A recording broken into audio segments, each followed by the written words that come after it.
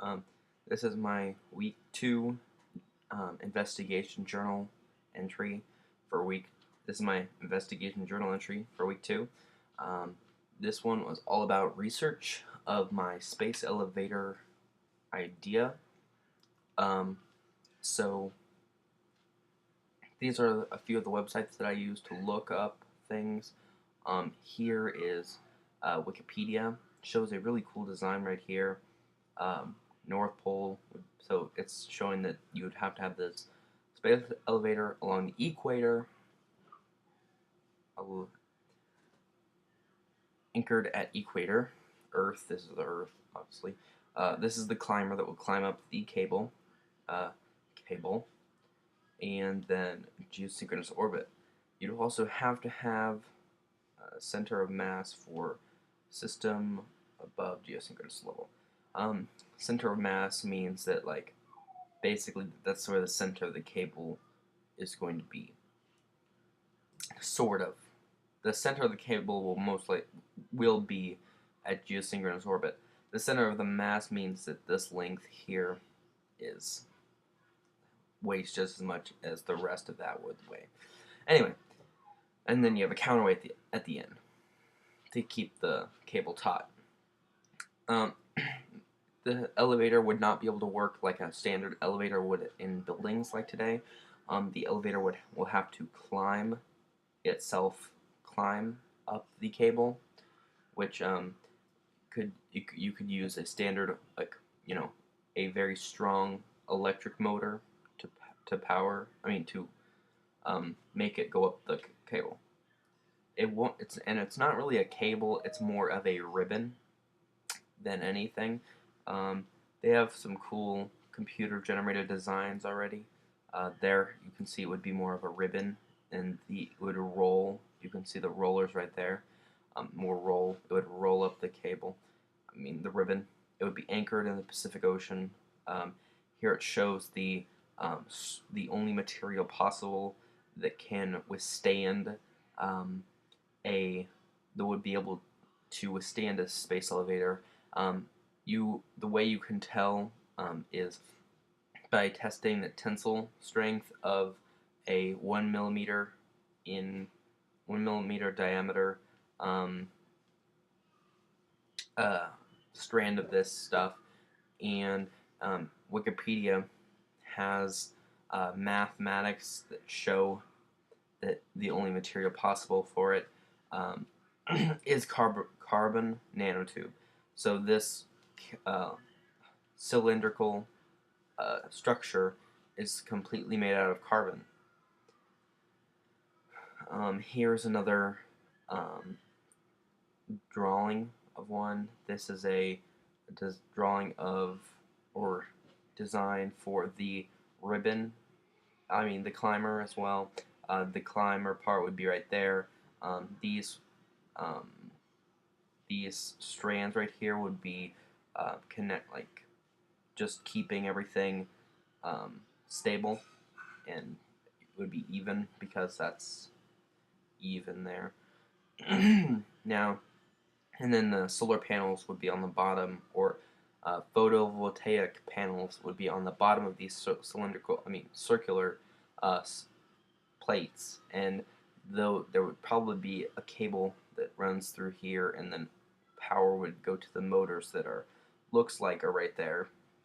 Um, this is showing how the cable, once it's anchored, would slow the Earth's rotation um, a little. Like it's Earth is slowed minutely. Um, I don't get it exactly, but it's basically saying how to be able to shoot a laser, the only way to power the climber is to um, keep to shoot a laser at it, and you'd have to have the laser adjusted as the climber goes up, because you wouldn't be able to just shoot it straight up all the way up, because the cable will move just a little bit, like 1.1 degree, I think is what it is, and that's that. Um, the only thing that they say is would be possible. There's a few different ways to power the climber. You wouldn't be able to have power on board unless it was nuclear power, which is not very safe. Um, and then the only one that's really been thought of as a possibility right now is being sending elect sending power to the climber through. There would be solar panels on the bottom of here and there, or just on the bottom of a surface, and a laser would shoot. A very powerful laser would shoot up at the photocells or any really light. But for this, it would have to be a laser because for lasers, they don't. The light doesn't spread out as quickly as like a regular light does. So you could shoot a laser straight up, and it would, you know, it wouldn't spread out as much as if you shined a light in the sky. So that's basically for Wikipedia. Wikipedia is really useful. I looked up how stuff works, how a space elevator would work, and it basically just says the same thing as Wikipedia. Basically, that you'd have the cable, it would be lower down from geosynchronous orbit as the counterweight is extended away from the Earth, so that the climber, so that the cable would stay taut. The cable would be anchored somewhere in the Pacific Ocean on a uh, basically a rig that is very similar to that of an oil rig that would just go to the bottom of the ocean and be anchored there. Um, yeah. And then my last location where I got a lot of information was actually YouTube.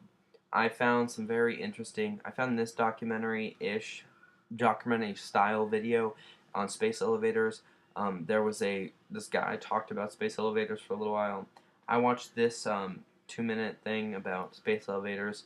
Um, this is a continuation of that one. These all were just really cool.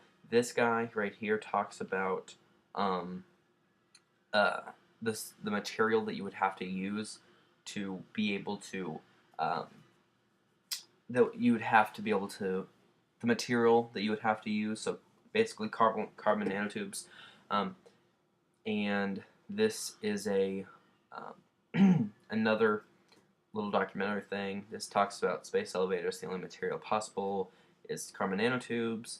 More of documentary style stuff, and then this here is talking about how Japan plans to build a space elevator by 2050.